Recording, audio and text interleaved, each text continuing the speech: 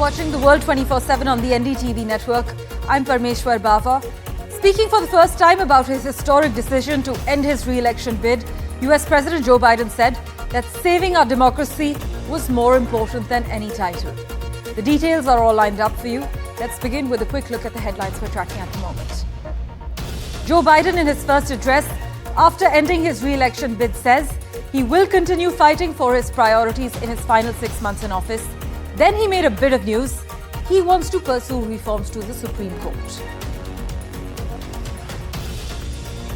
In his latest address, Joe Biden repeated his endorsement of Kamala Harris that he made right after ending his re-election campaign earlier this week, saying the vice president is prepared to take his place. A pressing question is who Kamala Harris will choose as her running mate.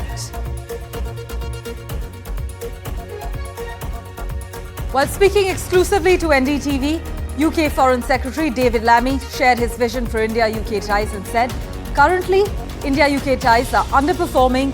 I want ties to overachieve.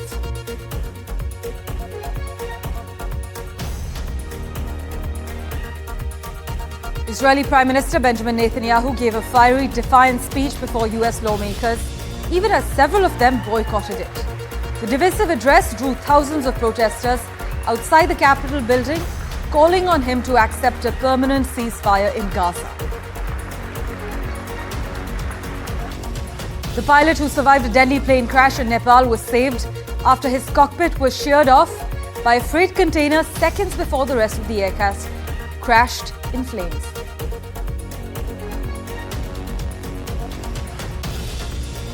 The Earth experienced its hottest day in at least 84 years on the 22nd of July, with the global average temperature reaching a record high of 17.15 degrees Celsius, according to the European Union's Copernicus Climate Change Service.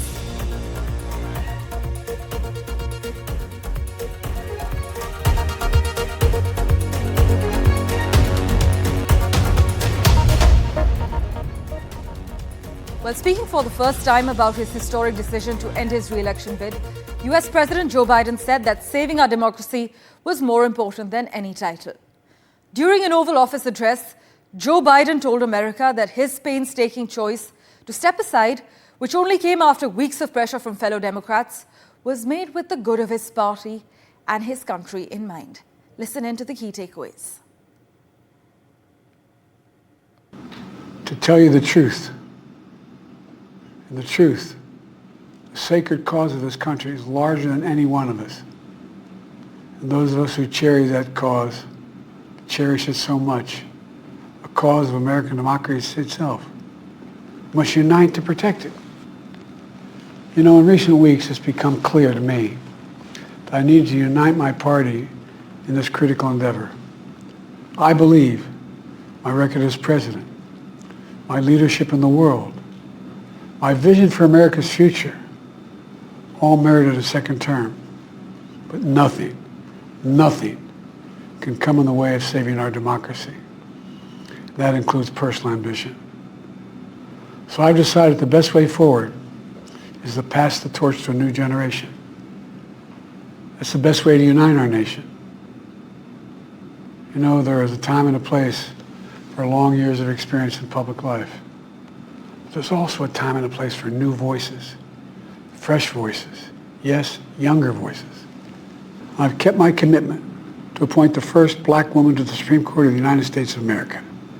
I also kept my commitment to have an administration that looks like America and be a president for all Americans. That's what I've done. I ran for president 4 years ago because I believed and still do that the soul of America was at stake. The very nature of who we are was at stake. And that's still the case. America's an idea. An idea stronger than any army, bigger than any ocean, more powerful than any dictator or tyrant. It's the most powerful idea in the history of the world. That idea is that we hold these truths to be self-evident. We're all created equal, endowed by our Creator with certain inalienable rights: life, liberty, pursuit of happiness. We've never fully lived up to it, to this sacred idea, but we've never walked away from it either. And I do not believe the American people will walk away from it now. just a few months, the American people will choose the course of America's future. I made my choice. I've made my views known. I would like to thank our great Vice President Kamala Harris. She's experienced, she's tough, she's capable. She's been an incredible partner to me and a leader for our country. We have a live update lined up for you from Washington. Benji Haya joins us on the World 24/7. Thanks so much, Benji, for making time for us. Many say Joe Biden was magnanimous and optimistic in tone as he attempted to push back on critics who say he must resign now and to salvage a legacy that could be deeply tarnished by the events of the last month. Yeah, this was a soft, yet stoic, somber, sobering address, one centered on selflessness from a man who has, of course, been in public service for decades. He said this job was, quote, the privilege of his life. He's given his heart and soul to this nation, but ultimately, democracy, he says, is at stake, and nothing, not even his own personal ambition, should be in the way of saving democracy. He didn't mention any details in particular about why he came to that historic decision to withdraw his candidacy from this 2024 presidential race. He didn't go into the concerns that voters had over his health, his ability, his fitness for office. Instead, he focused on the wider picture, the fact that this is a fight for the soul of America, and clearly he feels now that he is best placed to be out of that fight and to pass on that torch, that baton, to a younger generation. The decision being amongst him, his family, his allies, is that for his side to beat Donald Trump, Joe simply had to go.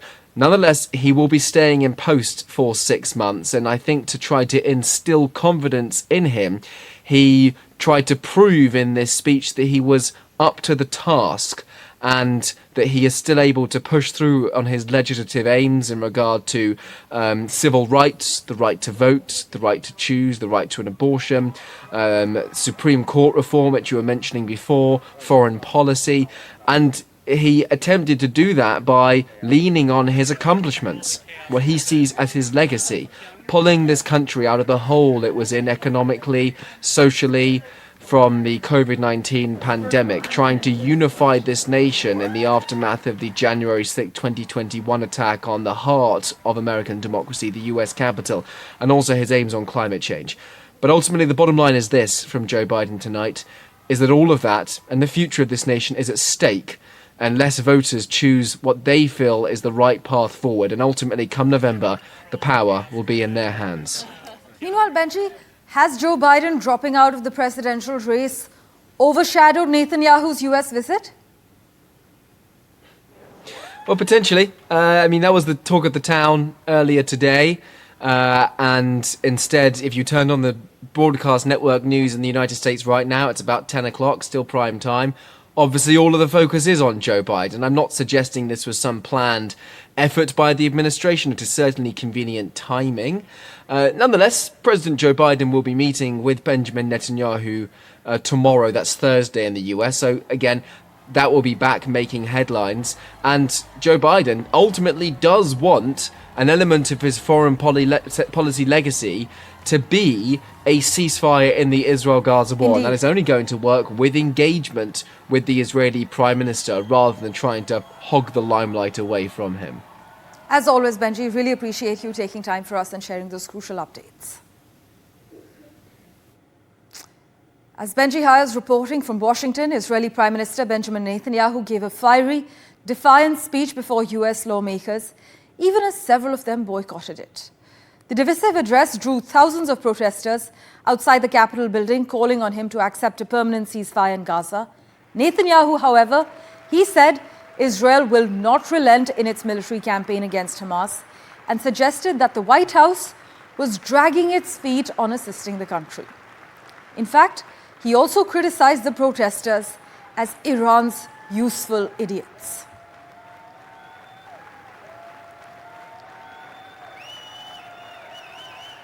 Mr. Speaker, I want to thank you for giving me the profound honor of addressing this great citadel of democracy for the fourth time.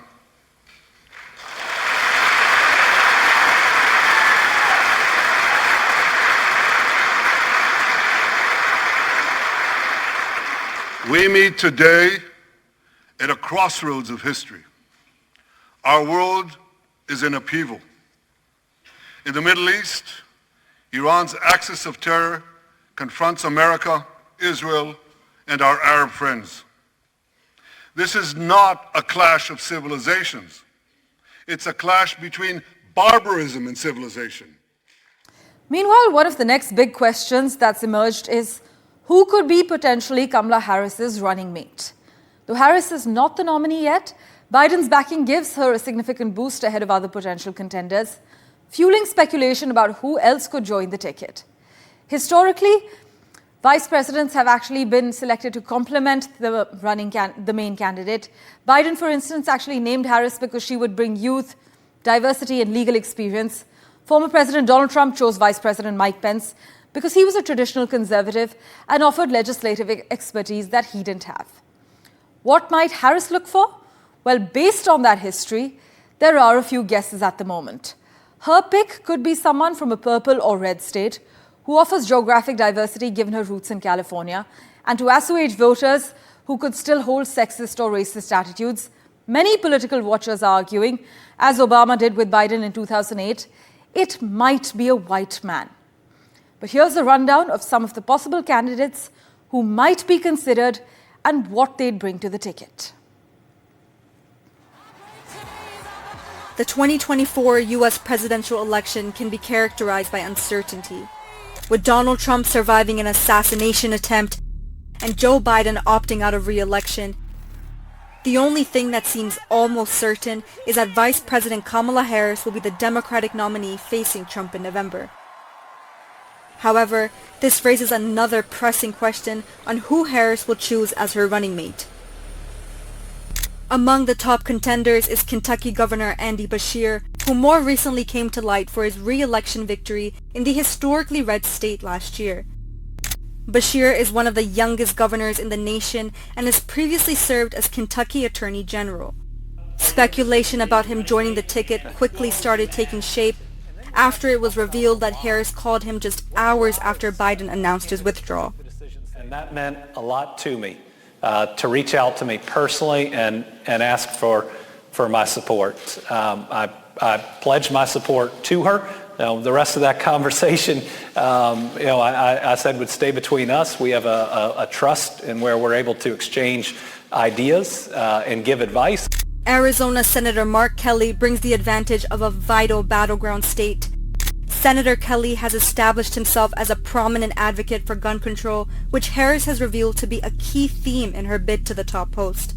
As a former astronaut and Navy veteran, Kelly has one of the most interesting backgrounds among those in the race to be Harris's running mate. Another possible choice is Pennsylvania Governor Josh Shapiro, and in terms of the electoral map and the popular saying that the road to victory runs through Pennsylvania, the state is also crucial for the Democrats to capture. However, Shapiro has recently batted away questions on whether he is interested in taking up the position. I'm not going to engage in hypotheticals. I'm focused on doing my job here in the Commonwealth of Pennsylvania. Other theorized VPs include California Governor Gavin Newsom, Michigan Governor Gretchen Whitmer, North Carolina Governor Roy Cooper, and more. With Harris thrust into the limelight amid rare circumstances, it will be equally intriguing to see who becomes her running mate. But we are not going back. We are not going back. Samia Afsar for NDTV World. Not going back. We're not going back. Well, in other news, Bangladesh is crawling back to normalcy after a 5-day nationwide violent student protest over quotas in government jobs, with rush hour traffic returning to streets in the capital and limited reopening of banks, garment factories, as well as internet services. Mobile phones actually started working, but users say the internet is slow, while mobile internet and sites such as Facebook remain suspended in Bangladesh. The office started working from today, officially. You know that, right? So we are still working on this, determining the numbers. Okay? Because yesterday was also holiday, day before yesterday, and we're also busy in terms of handling the situation, in terms of protecting the human lives, protecting the government and the public and the private properties. So now the office is working and determining the numbers, and once the number is fully determined, we will make the official declaration. Ridwan Ahmed joins us for a live update from Ground Zero. He's Voice of America's correspondent from Dhaka. Thanks so much, Ridwan, for joining us on NDTV. What is the current situation in Bangladesh, and have the protests relatively simmered? The situation in Bangladesh now remain mostly calm, with very limited access to internet and social media sites like Facebook and TikTok, and even in some places we have reports of WhatsApp being very non-responsive. But in last couple of days we haven't seen any significant protest on the roads. There's no much violence, no reports of violence as well. And so this come after the government, they issued a circular on Tuesday morning stating that only 7% of the government jobs will be reserved for the quota holders, including 5% for the war veterans, the independence war veterans, and 2% for the remaining the ethnic minority groups, disabled persons, and transgenders. The remaining 93% would go to the merit holders, to the good scorers. So this has been the ruling of the Supreme Court that came on Sunday morning. Ridwan, politically what's going on though, help us understand, because the government, we hear, attributed the unrest to fundamentalist Jamaat-e-Islami and their student front. But the main opposition, BNP, has rejected the charges and instead blamed the government? The government was very quick to blame the opposition, that is the Bangladesh Nationalist Party, the BNP and the Jamaat-e-Islami, for taking advantage of this student-led movement and doing the attacks and the arsons. The Muhammad A. Arafat, who is the junior minister of the Information Ministry of Bangladesh, during a briefing at the state broadcaster premise, said to reporters that they had sensed a invasion of third party into this student-led movement who did the attacks on the government infrastructures. So that was their assessment, but he declined to make any further comment because they said the government has constituted a independent judicial commission to launch an investigation into the matter, and he said they can only be able to make further comments after the reports of this investigation comes to light. And how are the students who participated in the nationwide demonstrations reacting to the government's latest action? I have spoken to a bunch of the organizers of this quota reform movement, the student organizers who basically organized and mobilized these students. And they said right now where the situation stands, the demand to reform the quota, that is on one hand, but on the other hand, they have more demands right now, particularly to restore the internet at its full capacity, and to reopen the universities, because they allege it's because of the internet shutdown and because of the surveillance, and they were not being able to communicate with each other. They were not being able to coordinate the movement as they would have liked. So they want to go back to their campuses, the universities. They want to speak to the students. They want to speak to the other coordinators, and they want to come with a plan on how to move forward, because they have larger demands right now. They want justice for their their brothers' lives. The people who lost their lives, the students who lost their lives.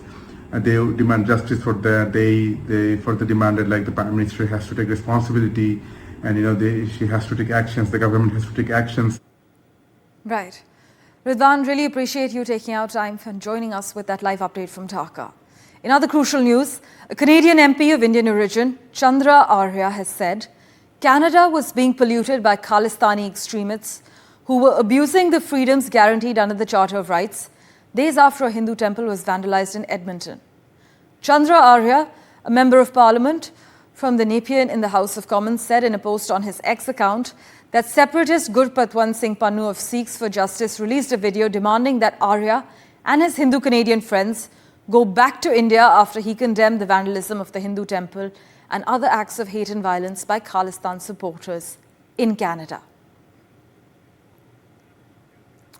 Well, news and updates continue in a moment, right after this very short break.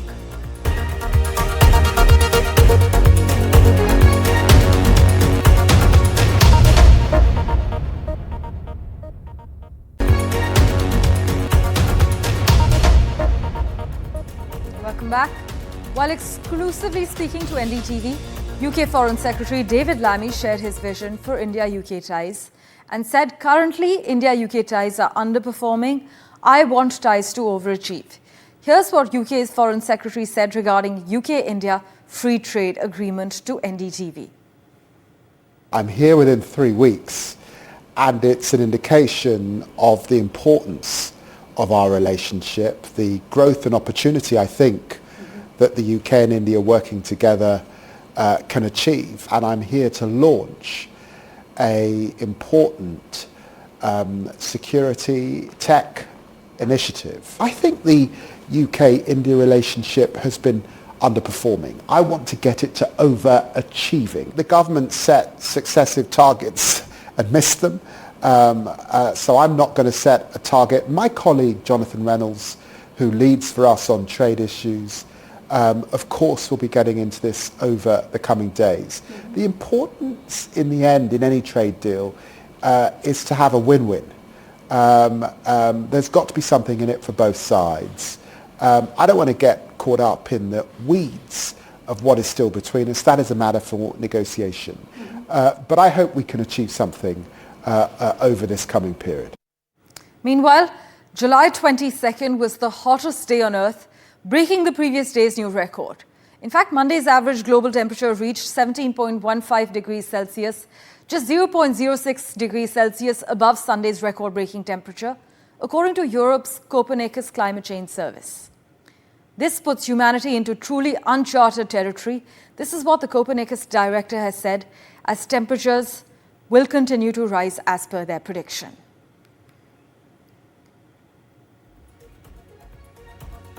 Thank you for investing your time in watching this edition of The World 24/7.